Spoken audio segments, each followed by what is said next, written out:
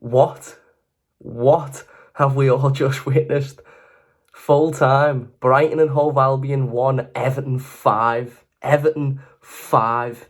If you'd have said to me 3 hours ago that Everton would be 3-0 up at half time away from home and go on to win the game 5-1, I'd have said, whatever you've been drinking last night, it's clearly still in your system and you need to go home and have a good lie down, because that is utter nonsense.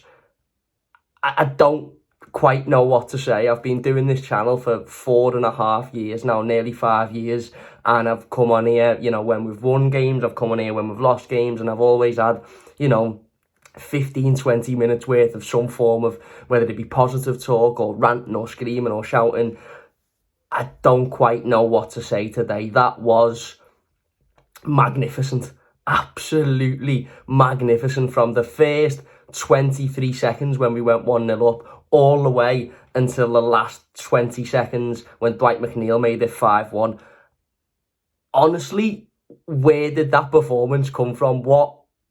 Where has that Everton been all season? Confident, free-flowing, defending really well, counter-attacking unbelievably. That first half performance was so perfect. It could not have been any more perfect. We knew Brighton were always going to have all of the ball. We knew Brighton were always going to be in control of it. It was always about A, defending and keeping them out, and B, being able to go and get them on the counter-attack. I've watched Real Madrid win Champions Leagues by doing that, by not really having a lot of the ball, but by hitting teams on the counter-attack and being absolutely lethal. And that's exactly what Everton were today. The opening 20 seconds, we go 1-0 up thanks to an unbelievable turn by Dominic Calvert-Lewin. I thought Dom was perfect today, absolutely perfect. He was a goal away from it being just a truly phenomenal performance for him today. I thought he was unbelievable. Puts a great ball in, and Abdoulaye Doucouré puts us 1-0 up straight away, and you're sort of sitting there thinking, is that too early to score? Have we put ourselves under the cosh? Are we just going to sit back for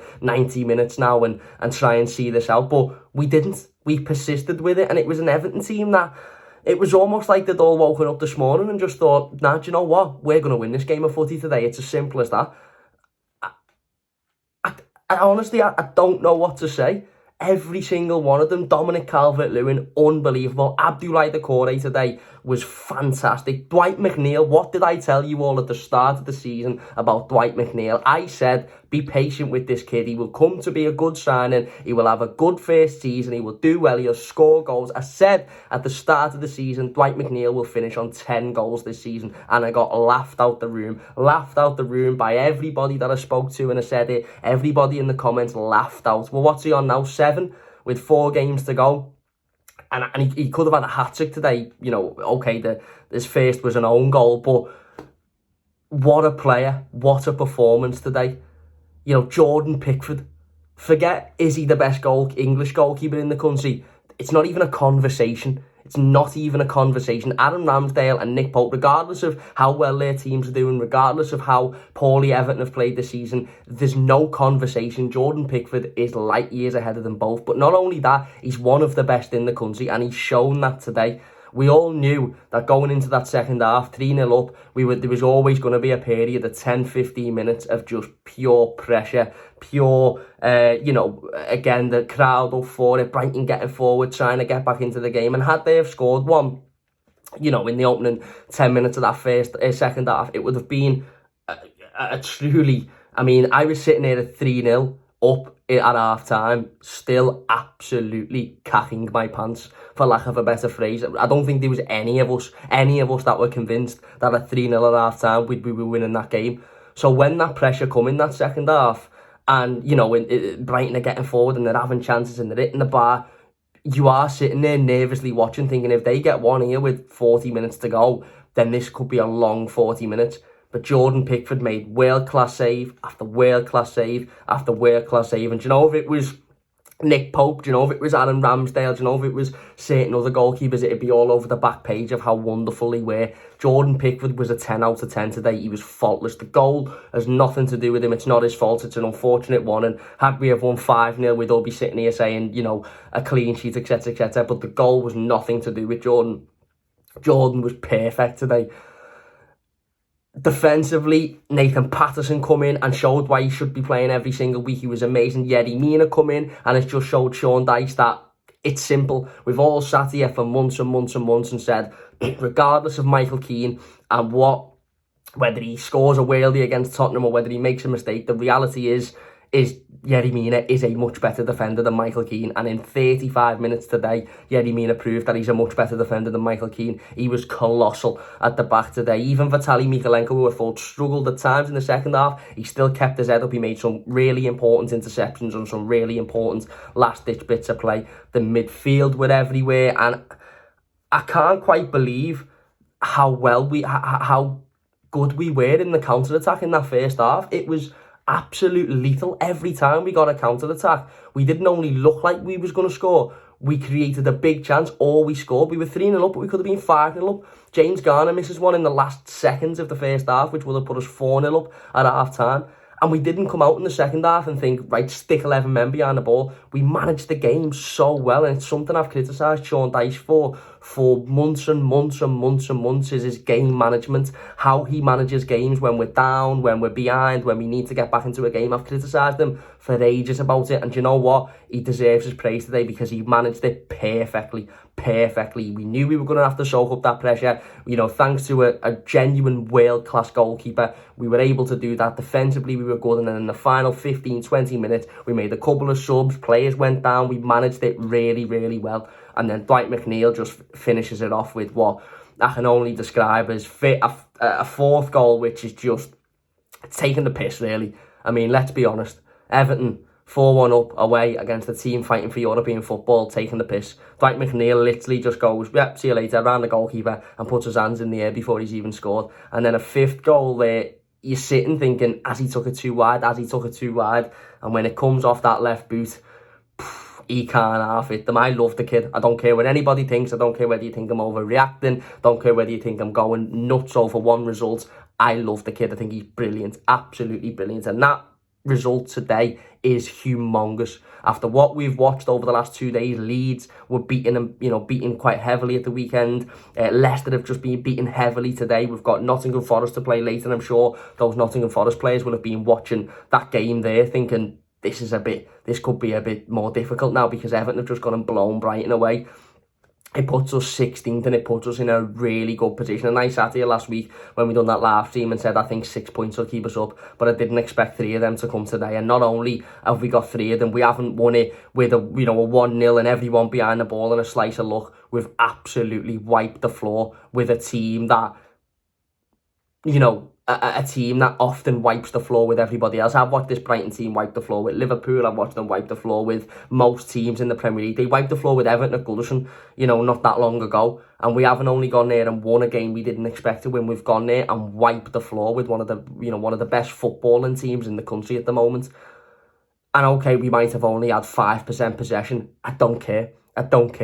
Because when we had the opportunities, we were lethal, and we showed today that with a bit of confidence and with a bit of fight and with a bit of perfect game management and the manager making the right decisions and putting his personal relationships to one side and making the decisions that are best for the team, we can win games of football. And as I said, I believe that 6 points will keep us up. We've gotten 3 of them today. Now, obviously, other results may change, but Leicester looked abysmal today. I know they scored 3 goals, but they looked really poor at times. Leeds, I think, are fighting a losing battle now, albeit they were against Manchester City. But, Forest, again, their performance today will be interesting to see. But we're 16th in the league now, and we've jumped right out of that. And mentally, just being able to look at the Premier League table and seeing 16th, out of that relegation zone. Okay, we've got Manchester City next week, but then if we perform like that at Molineux, we can beat Wolves as well. And if we perform like that on the last day of the season, we can beat Bournemouth, and that's 9 points out of a possible 12. And that's not even taking into consideration what will be a difficult game for Manchester City next week because of the fact they've got European games and because of the fact that Everton at Goodison, is always a tough game for Manchester City. I've just sat with my girlfriend and her family and not stopped talking for 90 minutes out of pure anxiety. 3-0 up, I was sitting there thinking, no, I've watched Everton throw away 2-0 leads with 20 seconds to go in a game at Goodison. I'm not confident. And when that pressure was piling on in the second half, I was thinking if they get one here, this is going to be really difficult to keep it hold of, and they didn't. Jordan was unbelievable. Tarkowski, Yerry Mina was colossal. Both fullbacks were brilliant. The midfield did their job. And as I said, for me, somebody who deserves a lot of credit in this performance, who probably won't get the credit as much as certain other players, is Dominic Calvert-Lewin. Dominic Calvert-Lewin has transformed this Everton team. We look so much better. And for all the Blues out there that, oh, he's not good enough, he doesn't offer enough, this, that and the other, Everton are 100 times the team when Dominic Calvert-Lewin is in there than when he isn't in there. His turn for Doucouré's first goal is perfection. His physicality, his movement with the ball, he's just unbelievable, and we are so much better with him in that team. So much better. And now we can sit back for a few days, look at the Premier League table and think, do you know what? We're in a good position there. We are in a good position. And as I said, if we can perform like that against Wolves, I think we can beat them. And if we perform like that against Bournemouth, we'll beat them. And that's 9 points will keep us up comfortably. And obviously, you know, this might be an anomaly game, but it's vitally important that this isn't an anomaly. It's vitally important that Dwight McNeil goes into even Saturday against City with the same confidence. You know, next week against Wolves with the same confidence. Dominic Calvert-Lewin with the same confidence. The players had a sort of aura about them today, which was exactly what it should be. We shouldn't be in this position, so we're going to fight to get out of it. Iwobi, I thought, was magnificent in that first half. Not as involved in the second half, but magnificent in that first half at winning the ball back and counter-attacking brilliantly. A couple of loose passes, but generally his counter-attack was unbelievable. I'm speechless. We haven't only won an away game, which is something we don't really do very often. And we haven't only gone and beaten a good team away by sitting behind the ball. We've absolutely bladdered them everywhere. We've bladdered them all over the place, and I don't know where that performance has come from, but we need to see more of that before now and the end of the season. And if we do, I don't think Everton will have any problem staying up, because I don't think Nottingham Forest have got a performance like that in them, and I don't think Leicester City have got a performance like that in them.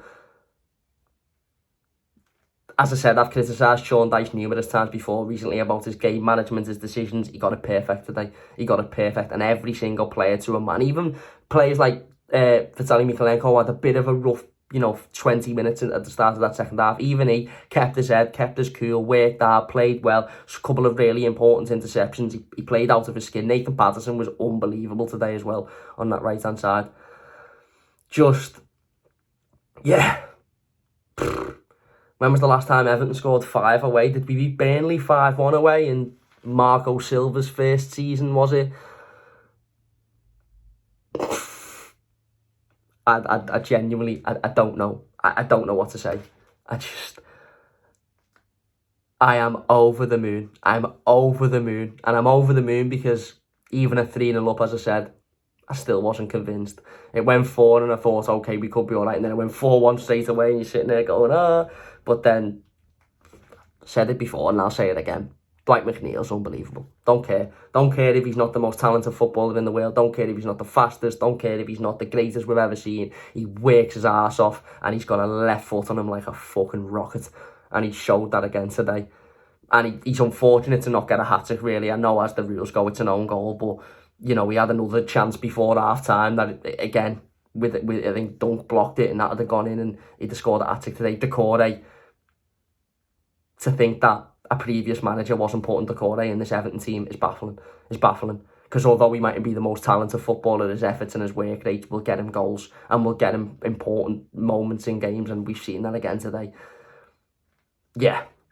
Listen, I'm going to go and have my tea and sit in disbelief at what I've just witnessed for the last 90 minutes.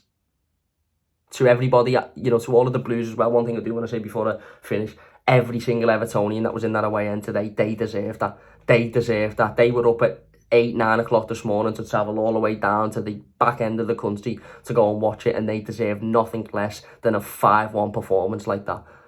They're singing their heart out from the first minute through to the last minute. All you could hear is those Evertonians, and I'm sure they'll be still in the stadium now, and I'm sure those stewards will have a difficult time getting them out, but they deserve that. They deserve that for everything we've been through this season, and I've been to a lot of away games, and trust me, they take a toll on you, they really do, but those Evertonians deserve that today.